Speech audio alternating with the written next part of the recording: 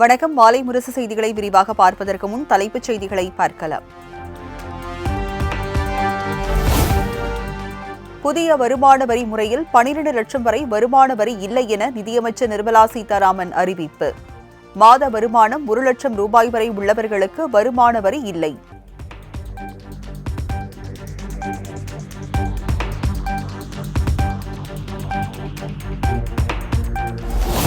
முதியோருக்கான வட்டி வருவாயில் 1 லட்சம் ரூபாய் வரை வருமான வரி கிடையாது. பட்ஜெட்டில் நிதியமைச்சர் நிர்மலா சீதாராமன் அறிவிப்பு.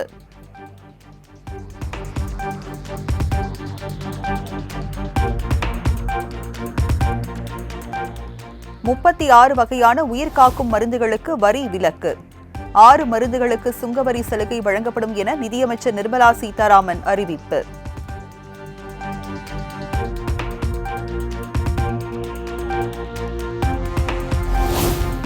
லித்தியம் பேட்டரிக்கான இறக்குமதி சுங்கவரி ரத்து செய்யப்படுவதாக நிதியமைச்சர் நிர்மலா சீதாராமன் அறிவிப்பு.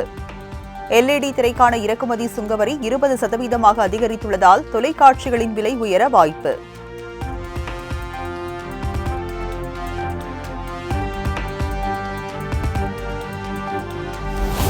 சிறு குறு தொழில்துறையினர் 5 லட்சம் ரூபாய் வரை கடன் பெறும் வகையில் கிரெடிட் கார்டு வழங்கப்படும். MSME நிறுவனங்களுக்கான கடன் உச்சவரம்பு 10 கோடியாக உயர்த்தப்படுவதாக அறிவிப்பு.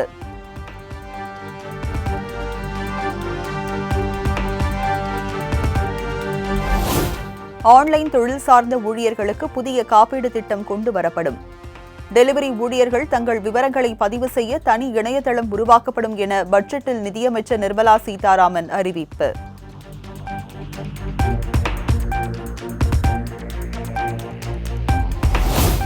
பீகாரில் தாமரை விதைகளுக்காக புதிய வாரியம் அமைக்கப்படும் என நிர்மலா சீதாராமன் அறிவிப்பு. பீகாரில் விரைவில் சட்டமன்ற தேர்தல் நடைபெறவுள்ள நிலையில் பல்வேறு திட்டங்கள் அறிவிப்பு.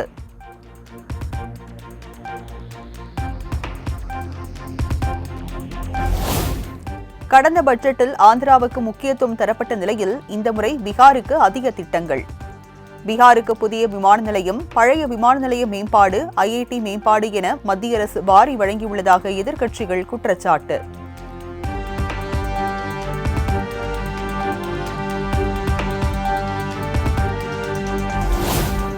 பட்டியலிட பெண்கள் சுயதொழில் மூலம் முன்னேற 2 கோடி ரூபாய் வரை கடன் வழங்க சிறப்பு திட்டம்.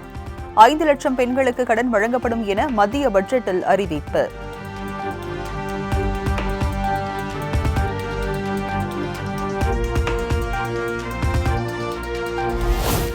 நாடு முழுவதும் வேளாண் உற்பத்தியில் சற்று பின்தங்கியுள்ள 100 மாவட்டங்களில் விவசாய மேம்பாட்டிற்காக புதிய திட்டம் செயல்படுத்தப்படும். மக்கானா உற்பத்தியை அதிகரிக்க மக்கானா வாரியம் அமைக்கப்படும் என மத்திய பட்ஜெட்டில் அறிவிப்பு.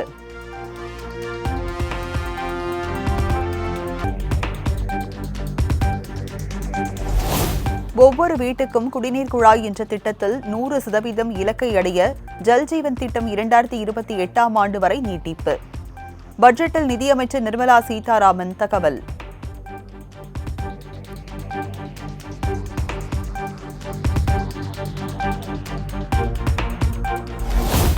அனைத்து மாவட்ட அரசு மருத்துவமனைகளிலும் புற்றுநோய் சிகிச்சை மைய வசதி அமைக்கப்படும். மருத்துவக் கல்லூரிகளில் அடுத்த 5 ஆண்டுகளில் மேலும் 75,000 இடங்கள் சேர்க்கப்படும் என அறிவிப்பு.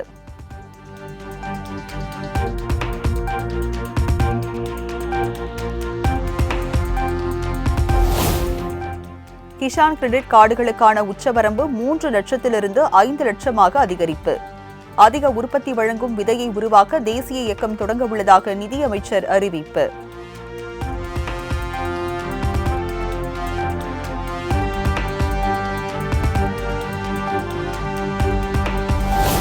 வீட்டு வாடகை மூலம் கிடைக்கும் வருவாய்க்கான TDS உச்சவரம்பு 6 லட்சமாக உயர்வு. மத்திய பட்ஜெட்டில் நிதியமைச்சர் நிர்மலா சீதாராமன் அறிவிப்பு.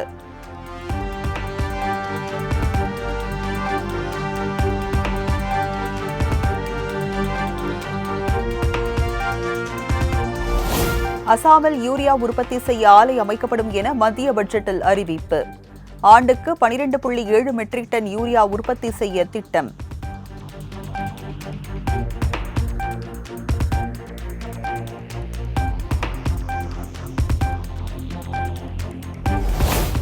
சுகாதாரம், வேளாண் உள்ளிட்ட 3 துறைகளில் AI மையங்கள் அமைக்க 500 கோடி ஒதுக்கீடு.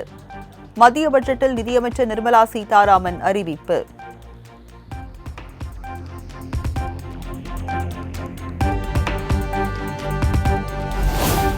உள்கட்டமைப்பு முதலீடுகளுக்காக 1.5 லட்சம் கோடி மாநிலங்களுக்கு வட்டி இல்லாத கடன் வழங்கப்படும். பட்ஜெட் உரையில் நிதியமைச்சர் நிர்மலா சீதாராமன் பேச்சு.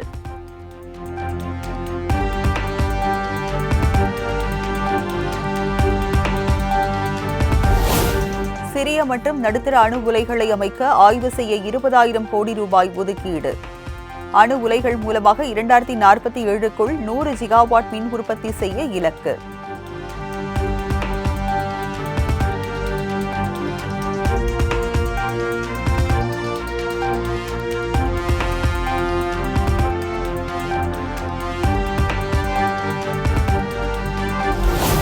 வரி செலுத்துபவர்களுக்கு பல்வேறு வசதிகளை கடந்த 10 ஆண்டுகளாக மத்திய அரசு செய்து வருகிறது. அடுத்த வாரம் புதிய வருமான வரி சட்டம் அறிமுகப்படுத்தப்பட உள்ளதாக பட்ஜெட்டில் நிதியமைச்சர் நிர்மலா சீதாராமன் பேச்சு.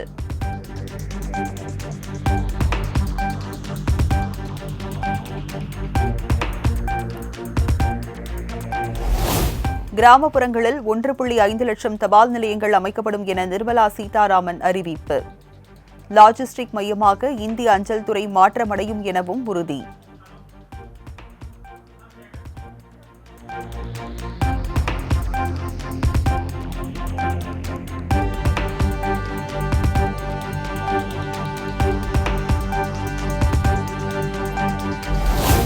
தோல் மற்றும் காலணி தொழில்துறையில்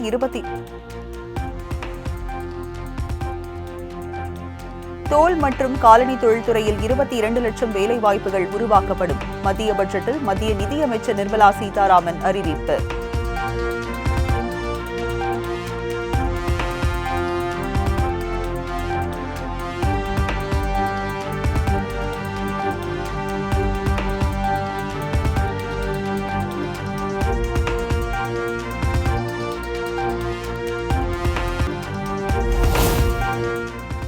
எதிர்க்கட்சிகளின் கடும் அவளிக்கு மத்தியில் 8வது முறையாக நிதிநிலை அறிக்கையை தாக்கல் செய்தார் நிதியமைச்சர் நிர்மலா சீதாராமன்.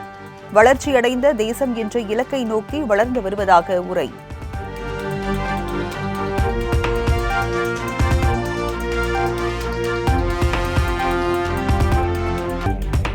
வானோக்கி வாழும் உலகெல்லாம் மன்னவன் தோல் நோக்கி வாழும் குடி. திருக்குறளை மேற்கோள் காட்டி பட்ஜெட்டில் நிதியமைச்சர் நிர்மலா சீதாராமன் பேச்சு. This in verse 542, which reads, "Vaanokki vaazhum ulagallam, mannavan kol nokki vaazhum kudi," meaning, just as the living beings live expecting rains, citizens live expecting good governance. Our government is committed to keeping an ear to the ground and a finger on the pulse and responding while balancing our national building efforts.